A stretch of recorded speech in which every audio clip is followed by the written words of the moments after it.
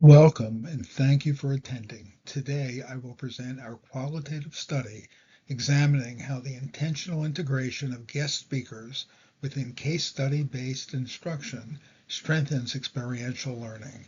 Everything in this presentation is taken directly from the paper Carol Huberman and I co-authored. Our focus is on how guest speakers support applied understanding, deepen cognitive processing, and enhance dialogical engagement in higher education. The paper begins by situating the problem. Traditional lecture-based models position the teacher as the central figure and students as passive recipients. Experiential learning inverts this. It encourages students to participate actively, dialogue, reflect, and apply concepts. This is especially critical in professional programs where bridging theory and real-world practice is essential. Guest speakers become part of this shift toward applied interactive learning.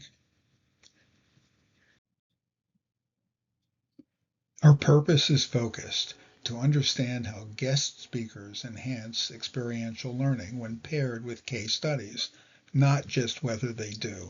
We look at cognitive engagement, thinking, emotional engagement, connection, and dialogical engagement, interaction. This purpose is well established in theories such as Kolb's experiential learning cycle, Vygotsky's social constructionism, and Freire's dialogical pedagogy.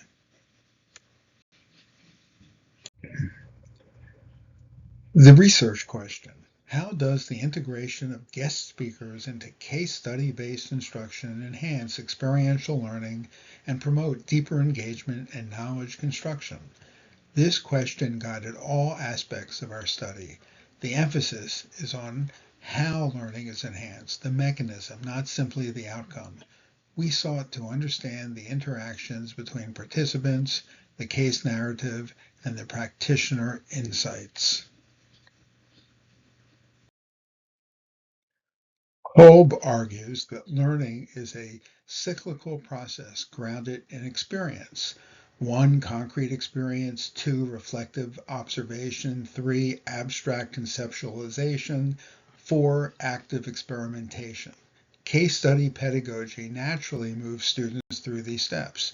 The Socratic tradition underlies experiential learning by encouraging inquiry, reflection, and problem solving. Experiential learning is crucial because it addresses one of higher education's biggest gaps, the disconnect between classroom content and real-world practice. The literature cited in our paper shows that when students engage with the real practitioners, they experience increased motivation and retention. Case studies bring the real world into the classroom.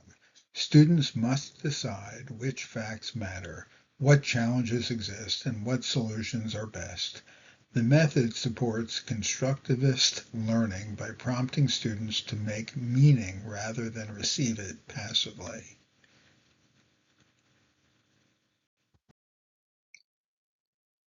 Golick et al. Described traditional teaching as the professor center stage. Students become stenographers. Case studies reverse this dynamic. Students lead the learning process. The instructor becomes a facilitator, a guide on the side, not a sage on the stage, which supports deeper learning. Guest speakers bring first-hand experience that cannot be replicated in textbooks. They add authenticity, contemporary knowledge, and contextual depth.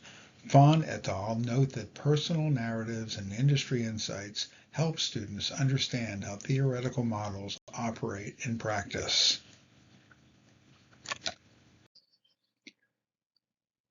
Under Piaget's constructivism, learning occurs through assimilation, fitting new information into existing mental frameworks; accommodation, modifying frameworks when information conflicts.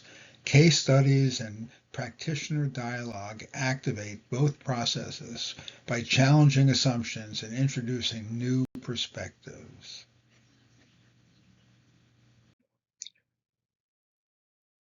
Vygotsky emphasized that learning is social and rooted in interaction.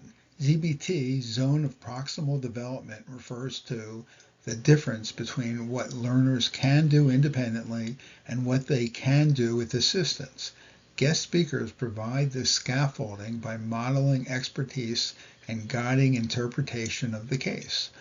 Dialogue becomes the medium through which learning occurs.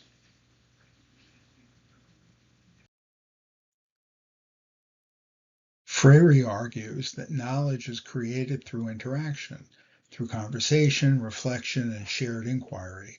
In our study, the participants specifically noted that dialogue, not lecture, sharpened their understanding. This aligns directly with Freire's concept of dialogical learning.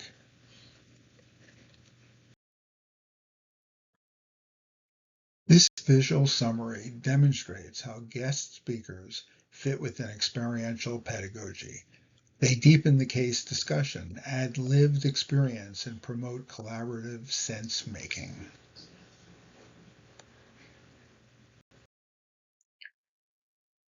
The seminar structure, case discussion plus practitioner panel, created an ideal environment to examine experiential learning through dialogue. Although 10 faculty attended, only one returned the interview protocol, which we later acknowledged as a limitation. We used the look, think, act interviewing structure, which encourages reflection and application. Our triangulation included 1, the interview response, 2, the facilitator observations, and 3, the theoretical alignment. This helped ensure credibility despite limited responses.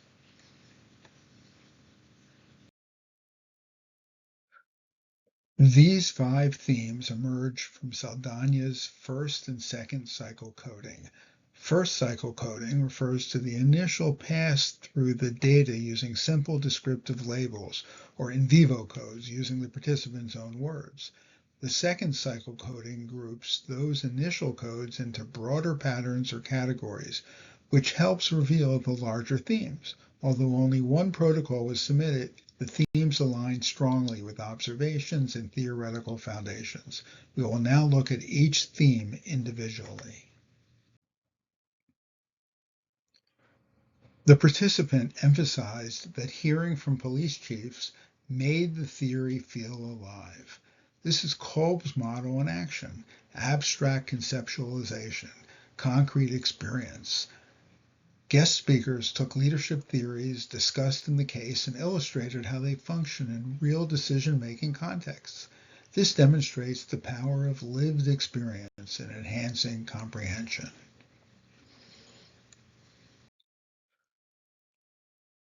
The participant noted that the session felt more real and more meaningful. Authenticity boosts attention, memory, and the willingness to engage. Hearing from practitioners enhances the credibility of the case and reinforces its practical relevance. This supports literature showing that authentic experiences deepen learning.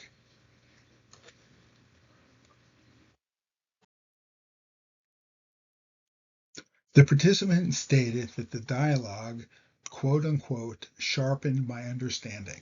Dialogue allowed participants to explore multiple perspectives and uncover complexities not visible in the written case. This aligns directly with social constructivism and Freire's dialogical pedagogy. Learning emerged through interaction, not content delivery.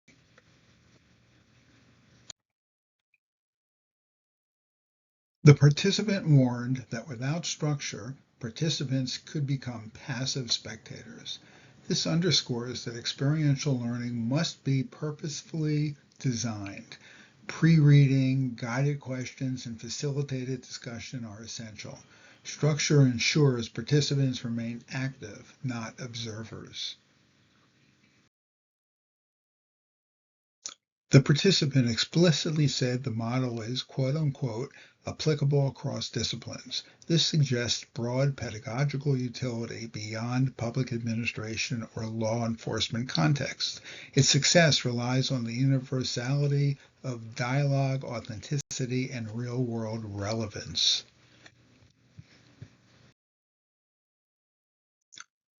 Triangulation strengthened validity, especially important with limited participant responses. Even though only one protocol was returned, facilitator notes and alignment with established theory supported the themes.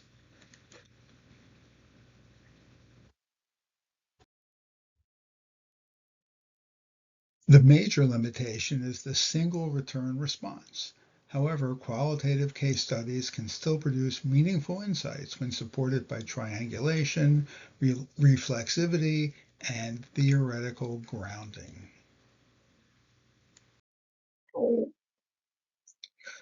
Future work should expand beyond one seminar and examine outcomes across multiple settings.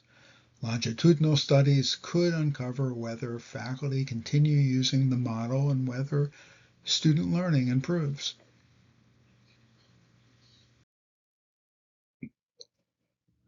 Our study demonstrates that guest speakers significantly enrich case-based experiential learning. Dialogue emerged as the core mechanism of learning. Structure ensures that the learning environment remains active and reflective. Finally, the model's adaptability makes it a strong option for faculty development across disciplines. Reference page 1. Reference page 2.